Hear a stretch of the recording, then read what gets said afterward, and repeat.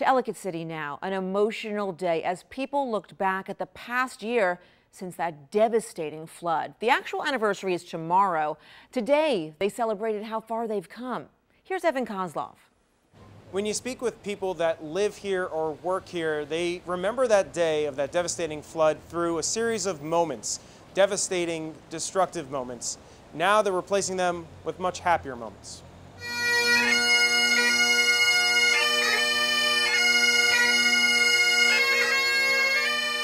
About a year has passed, and no doubt these people will always remember.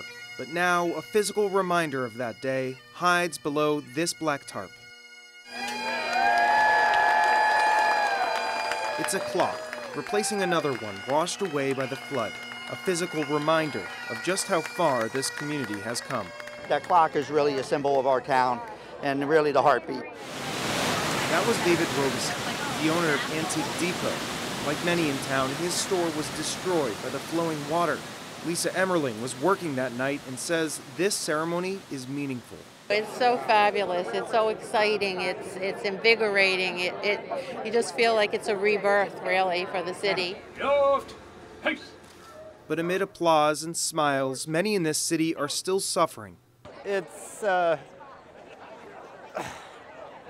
still hard for me to come down here. That was Chip Spencer, and this is what his home looks like after the flood. The whole front wall on the first floor was missing.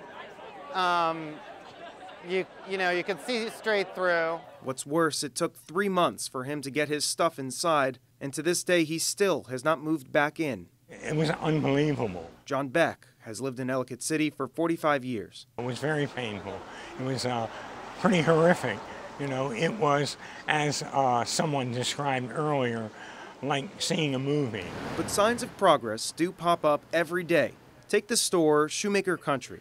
One day before the anniversary of that flood, this store has finally opened back up. It's sort of like we didn't have enough time to sit back and say, oh my goodness, this is actually going to happen. It just sort of like we went to bed last night being tired from doing all the work, and then all of a sudden we woke up and we're like, okay, we're going to be open today, and it's it's still hitting us, I think, but it's a good feeling to be back in part of the town.